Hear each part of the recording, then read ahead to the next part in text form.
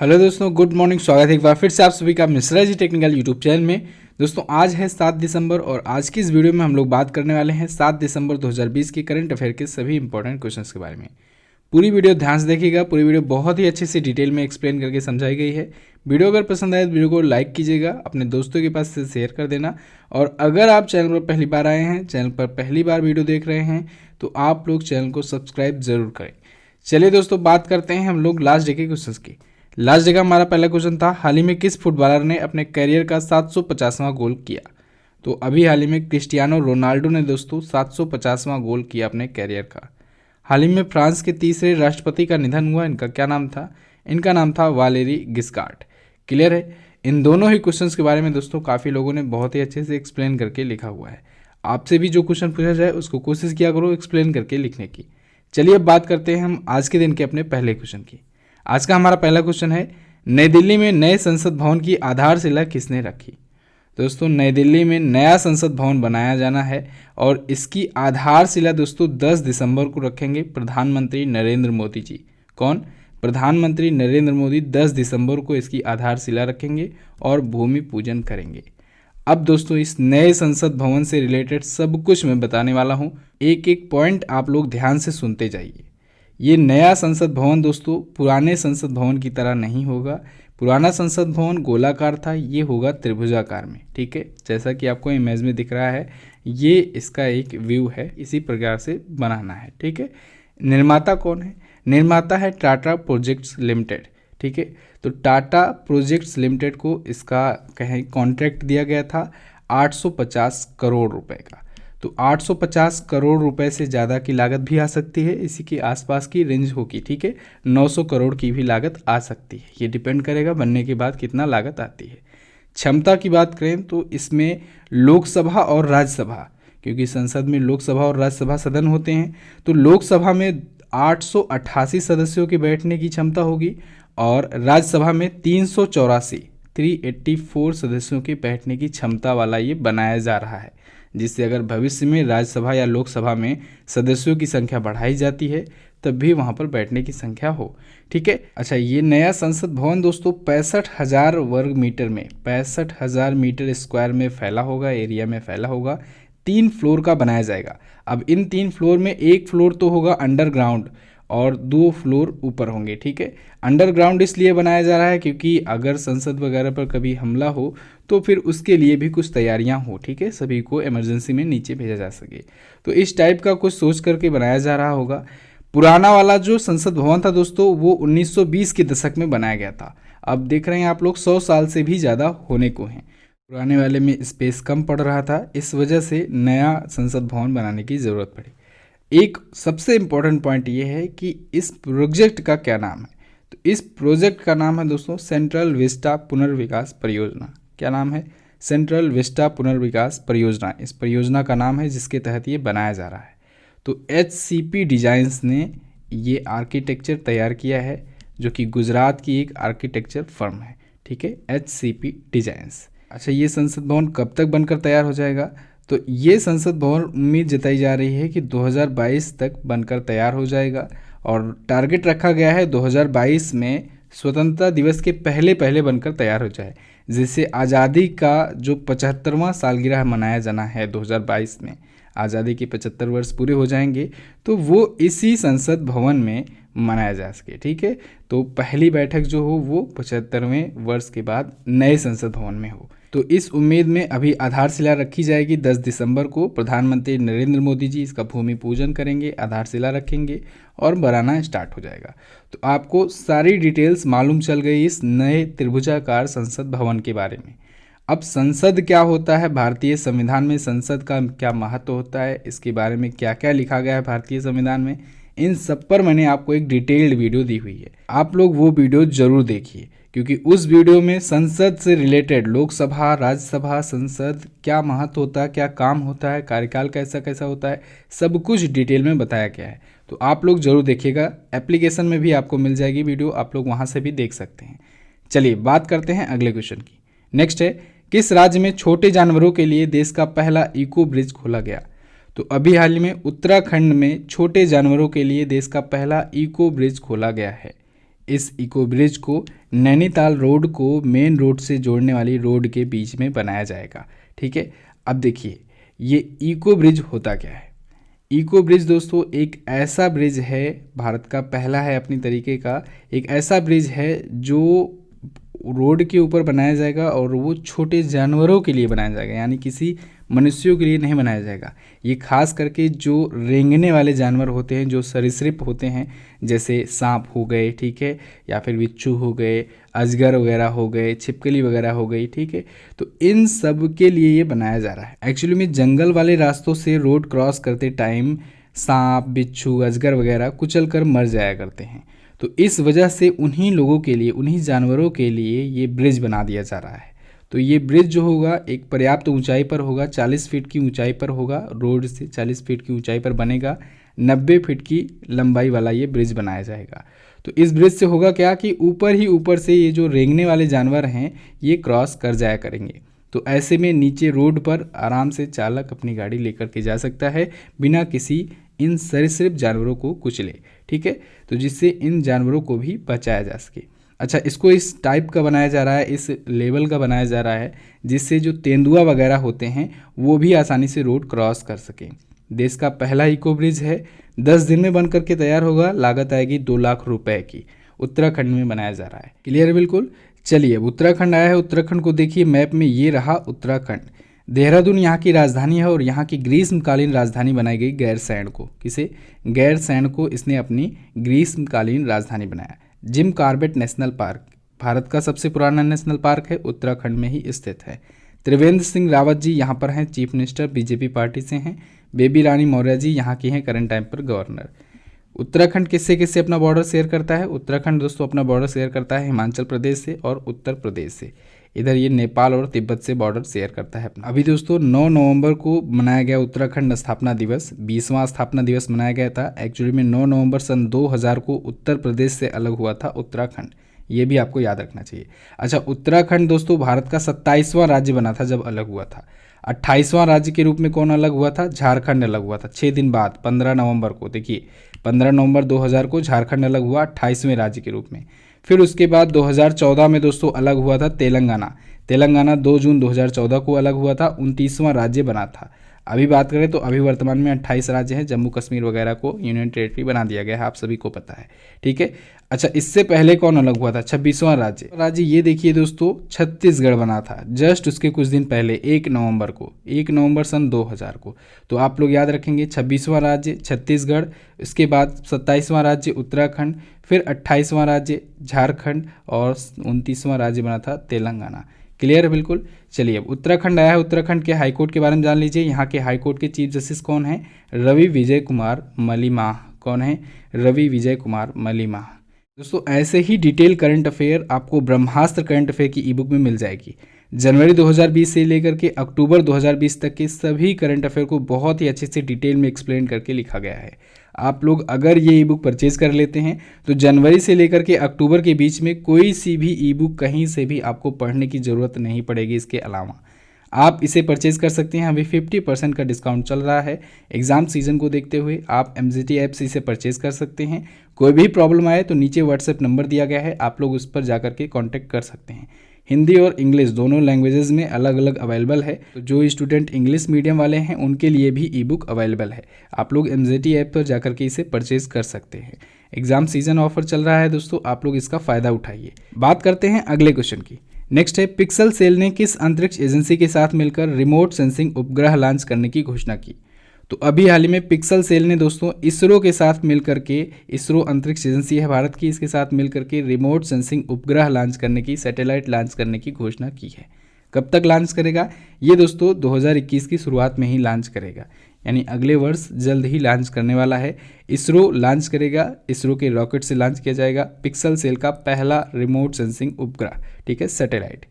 Clear. इसके लिए दोस्तों इसने नियो स्पेस इंडिया लिमिटेड यानी NSIL के साथ भी समझौता किया हुआ है। ये सैटेलाइट दोस्तों अपनी तरह का पहला प्राइवेट अर्थ ऑब्जर्वेशनल सैटेलाइट होने वाला है, लॉन्च किया जाएगा PSLV के द्वारा। ओके, इसरो के बारे में जानिए। इसरो की स्थापना दोस्तों हुई थी 15 अगस्त 1969 को के सीवान जी इसके अध्यक्ष हैं, जिनको अभी हाल ही में मानद डॉक्टरेट की उपाधि मिली, किसके द्वारा, वजुभाई बालाजी के द्वारा, जो कि है कर्नाटक के गवर्नर वर्तमान में, उन्होंने इनको सम्मानित किया। बेंगलुरु में हेडक्वार्टर है इसरो का, और इसरो का फुल फॉर्म होता है Indian Space Research Organisation. Next बात करते हैं अगला, हाल ही में डाक विभाग ने किस समाचार पत्र के चेयरमैन रमेश चंद्र अग्रवाल पर डाक टिकट जारी किया? तो अभी हाल ही में दोस्तों दैनिक भास्कर के चेयरमैन रमेश चंद्र अग्रवाल जी पर उनके सम्मान में एक डाक टिकट जारी किया गया है डाक विभाग के द्वारा। रमेश चंद्र अग्रवाल ये दोस्तों अपनी 76वीं जयंती मना रहे हैं। 76वीं जयंती के अवसर पर ये लॉन्च किया गया है इनके सम्मान में। एक्चुअली में दैनिक भास्कर जो न्यूज़पेपर है दोस्तों, ये समाचार पत्र जो है ये 12 राज्यों में फैला हुआ है। 12 राज्यों में 65 संस्करण इसके चलते हैं। 65 संस्करण 3 भाषाओं में इसके लॉन्च होते हैं, पब्लिश होते हैं। तो 12 राज्यों के सीएम यानी चीफ मिनिस्टर और 4 राज्यों के गवर्नर्स यानी राज्यपाल, उनकी तरफ से भेंट किया गया ये डाक टिकट। दैनिक भास्कर हमारे भारत का सबसे बड़ा मीडिया ग्रुप है, 50 बिलियन का इसका टर्नओवर है। डाक विभाग ने जारी किया है डाक टिकट। तो हम लोग डाक विभाग के बारे में जानेंगे। इससे पहले कल से रिलेटेड एक क्वेश्चन आया था, कल उसको रिवाइज करा दूं। आईजी गुजराल जी के ऊपर एक डाक टिकट जारी किया गया था, जो कि पूर्व प्रधानमंत्री थे और भारत के 12वें प्रधानमंत्री थे आईजी गुजराल जी। उनके सम्मान में भी अभी हाल ही में एक डाक टिकट जारी किया गया है, ये भी ध्यान रखिएगा। अब बात करते हैं डाक विभाग से रिलेटेड कुछ क्वेश्चंस की। तो दोस्तों अभी हाल ही में 9 अक्टूबर को विश्व डाक दिवस मनाया गया था।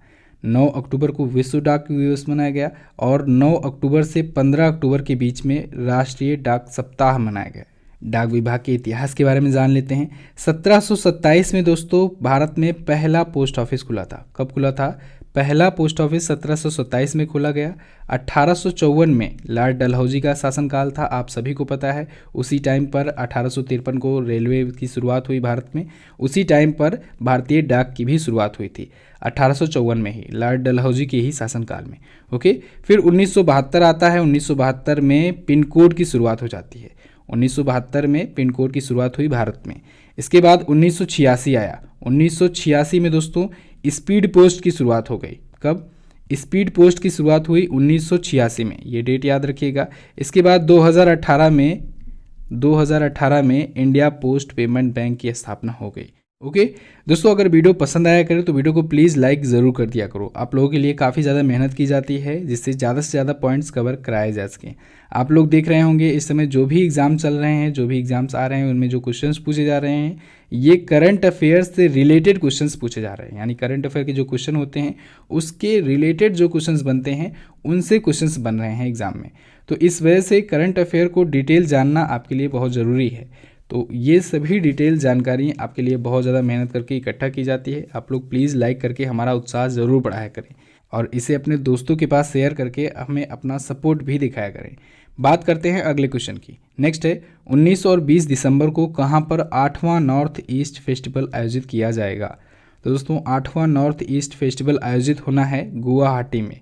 गुवाहाटी असम में ये आयोजित किया जाएगा। कब? 19 और 20 दिसंबर को। अब यह है नॉर्थ ईस्ट फेस्टिवल क्यों मनाया जाता है? जिससे दोस्तों भारत का जो उत्तर पूर्वी क्षेत्र है यानी नॉर्थ ईस्ट रीजन है वहाँ पर भी जागरूकता पैदा की जा सके, साथ ही साथ पर्यटन को बढ़ावा मिल सके और उद्यमिता को भी यानी बिजनेस को भी बढ़ावा मिल सके। तो इसी वजह से नॉर्थ ईस्ट फेस्टिवल आयोजित किया जाता है। इस बार है 8वां संस्करण जो कि 19 और 20 दिसंबर को आयोजित होगा। अब दोस्तों ये है महोत्सव से रिलेटेड क्वेश्चन। चलिए मैं आपका रिवीजन कराता हूँ पिछले महीने में कौन कौन से महोत्सव आए थे चर्चे में। दोस्तों गंगा उत्सव मनाया गया, 3 दिवसीय था, वर्चुअल आयोजन किया गया इस बार, ठीक है, वीडियो कॉन्फ्रेंसिंग के द्वारा 3 दिवसीय था 2 से 4 दिसंबर को। हार्निवल फेस्टिवल दोस्तों नागालैंड में मनाया जाना है, ठीक है, मनाया जा रहा है 1 दिसंबर से 10 दिसंबर के बीच। दीपोत्सव अयोध्या में मनाया गया दीपावली के दिन, ठीक है, और इस दिन एक वर्ल्ड रिकॉर्ड भी बना, 5.51 लाख से ज़्यादा दिए जला करके Guinness book of world record बनाया गया। आंध्र प्रदेश में दोस्तों तुंगभद्रा पुष्करम महोत्सव मनाया गया, तुंगभद्रा नदी पर मनाया गया, ठीक है, एक प्रसिद्ध होता है डुबकी लगा के त्यौहार होता है, हालांकि इस बार डुबकी नहीं लगाई गई कोविड-19 की वजह से। चेरी ब्लॉसम महोत्सव ये इस बार होना था शिलांग में लेकिन कैंसिल कर दिया गया ड्यू टू कोविड-19। शिलांग मेघालय में ये आयोजित होना था, चेरी ब्लॉसम फेस्टिवल। नागार्जुन वेत्सा महोत्सव दोस्तों पुरी जगन्नाथ मंदिर में आयोजित हुआ, 26 वर्षों के बाद आयोजित हुआ था, ठीक है, पुरी जगन्नाथ मंदिर में। इसमें वेशभूषा में यानी योद्धा के रूप में वेशभूषा तैयार की जाती है, भगवान को सजाया जाता है। कीर्ति गई दीपम त्यौहार, ये भी दीप का ही एक त्यौहार होता है, तमिलनाडु में मनाया गया ये, ठीक है, कीर्ति गई दीपम त्यौहार। और अभी आपको याद होगा उड़ीसा में एक डांस फेस्टिवल मनाया गया कोणार्क में, ठीक है, साथ ही साथ उड़ीसा में एक और मनाया गया रेत कला महोत्सव, ये भी आपको ध्यान रखना चाहिए। अगला है एथलेटिक्स फेडरेशन ऑफ इंडिया के मुख्य कोच कौन बनाए गए? तो एथलेटिक्स फेडरेशन ऑफ इंडिया के मुख्य कोच बनाए गए राधा कृष्ण नायर। एक्चुअली में दोस्तों बहादुर सिंह थे इससे पहले एथलेटिक्स फेडरेशन ऑफ इंडिया के मुख्य कोच, लेकिन जुलाई 2020 में इन्होंने इस्तीफा दे दिया था। तो जुलाई 2020 में जब इन्होंने इस्तीफा दे दिया था तब से कार्यवाहक के रूप में राधा कृष्ण नायर जी अपनी सेवा दे रहे थे, यानी ये कार्यवाहक मुख्य कोच थे, लेकिन अब इनको पूर्णकालिक मुख्य कोच नियुक्त कर दिया गया है, ठीक है, परमानेंट चीफ कोच इनको नियुक्त कर दिया गया है राधा कृष्ण नायर को।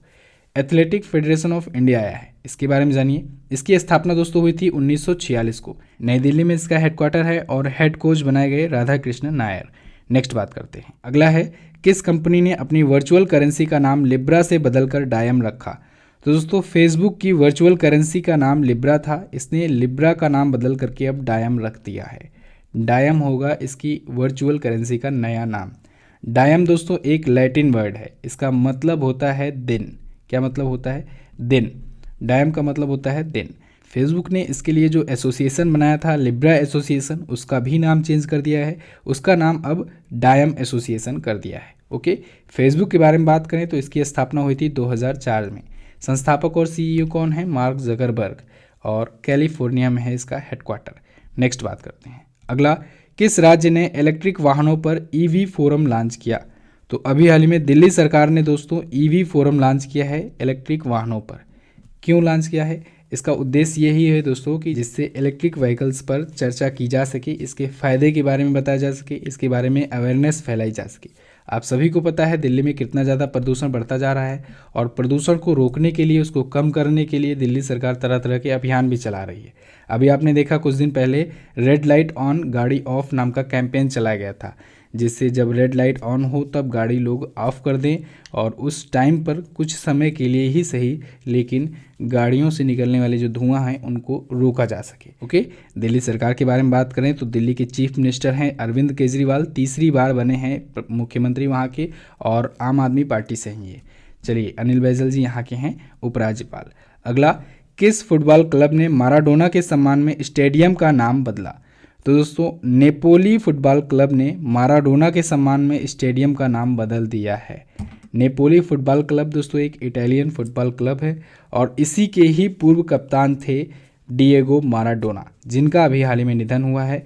ये एक लीजेंड फुटबॉलर थे दोस्तों, अपने टाइम के फुटबॉल के भगवान कहे जाते थे, इतने बड़े खिलाड़ी थे डिएगो माराडोना। तो इनका अभी हाल ही में निधन हुआ, इनके बारे में कवर किया था मैंने, क्वेश्चंस बताया था आपको, और इन्हीं के सम्मान में नेपोली फुटबॉल क्लब ने अपना नाम, स्टेडियम का नाम चेंज कर दिया है।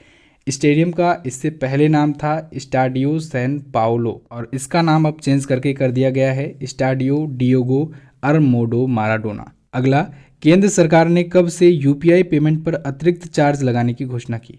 तो केंद्र सरकार ने घोषणा की है कि 1 जनवरी 2020 से यूपीआई पेमेंट पर भी एक्स्ट्रा चार्ज लिया जाएगा।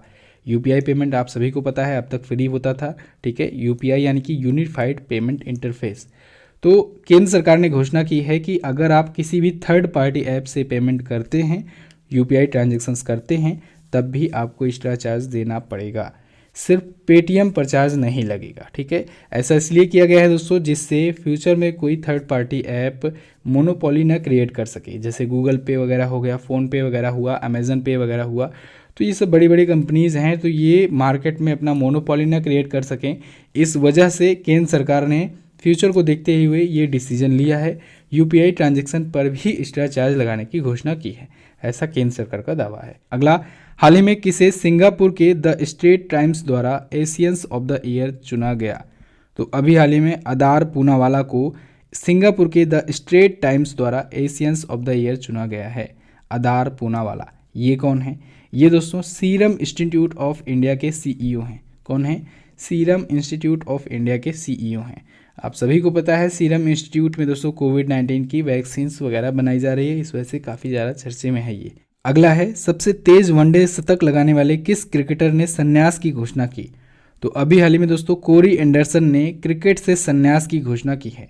न्यूजीलैंड के ये ऑलराउंडर क्रिकेटर हैं और इन्होंने क्रिकेट के सभी फॉर्मेट से संन्यास लेने की घोषणा कर दी है। इनके करियर के बारे में बात करें तो इन्होंने 2 शतक, 10 अर्धशतक और 2227 रन बनाए हुए हैं और वहीं 90 विकेट्स लिए हुए हैं। तो इन्होंने संन्यास की घोषणा कर दी है। दोस्तों वनडे क्रिकेट में सबसे तेज शतक बनाने का रिकॉर्ड एक बार बनाया था इन्होंने, मात्र 36 गेंदों में ही इन्होंने शतक पूरा किया था, सेंचुरी लगाई हुई थी। कब? 2014 में। हालांकि इनका रिकॉर्ड जस्ट एक साल बाद ही तोड़ दिया गया। किसके द्वारा? AB डिविलियर्स के द्वारा। AB डिविलियर्स ने दोस्तों 2015 में 31 बॉल में सेंचुरी लगा करके एक नया वर्ल्ड रिकॉर्ड बना दिया और उन्हीं के नाम भी अभी भी रिकॉर्ड है। सबसे तेज शतक लगाने का वनडे क्रिकेट में रिकॉर्ड है AB डिविलियर्स के नाम, जिन्होंने 31 गेंदों में ही शतक जड़े हुए हैं। देखिए यहाँ पर एक इंपॉर्टेंट पॉइंट आपको और ध्यान रखना चाहिए। कोरी एंडरसन ने दोस्तों न्यूजीलैंड क्रिकेट से संन्यास की घोषणा कर दी है, लेकिन ये अब USA में, यूनाइटेड स्टेट्स ऑफ अमेरिका में मेजर लीग क्रिकेट यानी MLC एक क्रिकेट लीग है, T20 लीग है, उसके साथ करार किए हैं, समझौता किए हैं 3 वर्षों के लिए, उसके लिए क्रिकेट खेलेंगे। तो ध्यान रखिएगा, न्यूजीलैंड क्रिकेट से इन्होंने संन्यास की घोषणा कर दी है, लेकिन T20 लीग खेलेंगे अमेरिका से ही। ओके, तो बस दोस्तों ये तो थे हमारे आज के दिन के इंपॉर्टेंट करंट अफेयर के क्वेश्चंस। आई होप आपको काफ़ी कुछ जानने को मिला होगा। अगर आपको वीडियो पसंद आई है, हेल्पफुल लगी है, तो वीडियो को कर दीजिए लाइक। अपने दोस्तों के पास इसे शेयर जरूर कर देना, 10 दोस्त के पास कम से कम शेयर जरूर करना। और ब्रह्मास्त्र करंट अफेयर की ई-बुक पर जो डिस्काउंट चल रहा है उसका फ़ायदा उठाइए। अगर आपने अभी तक ई-बुक नहीं परचेज की है तो जाइए परचेज कीजिए, बहुत ही अच्छा मौका है। बात करते हैं क्वेश्चन ऑफ द डे की। आज का पहला क्वेश्चन है आपके लिए, एक्सिस बैंक के वर्तमान में चेयरमैन कौन है? ध्यान से समझिएगा, क्वेश्चन पढ़िएगा, उसके बाद ही आंसर कीजिएगा। अगला, अंतर्राष्ट्रीय स्वयं सेवक दिवस कब मनाया जाता है? दोनों ही क्वेश्चन है इंपॉर्टेंट, दोनों के बारे में आप डिटेल में आंसर करिएगा जरूर। अब आप वीडियो देख लिए हैं तो MJT ऐप पर जाइए, इसकी क्विज भी सॉल्व कर लीजिए, वहीं पर आपको इसकी PDF भी मिल जाएगी। PDF आपको सभी महीनों की करंट अफेयर की यानी मंथली करंट अफेयर की भी मिल जाएगी।